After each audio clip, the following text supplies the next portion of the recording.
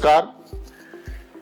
अभी जो समय है जेईई वाले विद्यार्थियों के लिए बहुत क्रिटिकल समय है। लगभग टारगेट के विद्यार्थियों का और 12th के विद्यार्थियों का सबका सिलेबस हो चुका है और 1 महीना जो है एग्जाम में बाकी है।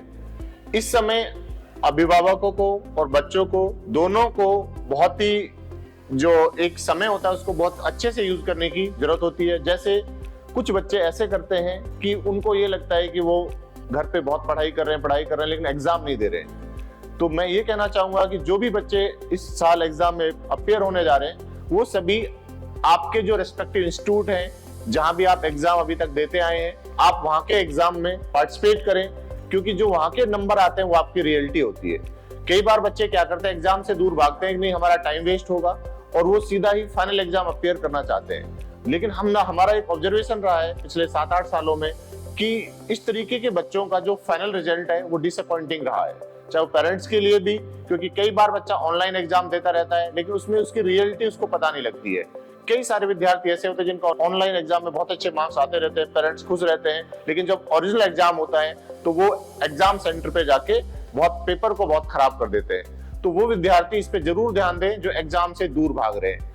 प्लस ये कि देखिए जो सिलेबस है वो सिलेबस पे अगर आप ध्यान दें तो लगभग हर चैप्टर से एक क्वेश्चन आता है। तो हमें ये सोचने की जरूरत है कि किस चैप्टर को हमें कितना समय देना है। देखिए आप ये मान के चलिए कि 50% का जो क्राइटेरिया है, आई मीन कि आपको लगभग ये मान ले एक ठीक कॉलेज में जाने के लिए 50% का स्कोर करना पड़ता है। तो उसके लिए ऐसा भी हो सकता है कि आप 70% सिलेबस बहुत अच्छे से कर लें और 30% थोड़ा कम करें। मान लीजिएगा पूरा नहीं हो पा रहा है तो, लेकिन जो आप कर रहे हो ढंग से करें। ये नहीं कि आप एक चैप्टर आपको नहीं आता है, 2 चैप्टर आपको नहीं आता है, उसकी टेंशन में आप पूरी जो तैयारी है उसको खराब कर दें। कुछ बच्चों की आदत होती है कि जो नहीं आता है उसकी टेंशन ज्यादा लेते हैं। मैं ये कहना चाहूंगा आप जो आपको आता है ना, आप उसको अच्छे से रिवाइज करें और आप ये मान लें कि ये चैप्टर हमारे स्ट्रॉन्ग है, इनमें हमें स्कोर करना है। मान के मैं कह रहा हूं कि बार बार आपकी 50% का अगर आप बेंचमार्क क्रॉस कर जाते हैं, जैसे एक 300 नंबर का पेपर है, अगर 150 का स्कोर है तो आप ये मान के चलिए आपको एनआईटीज, सारी एनआईटीज में ठीक ठाक ब्रांच मिल जाएगी।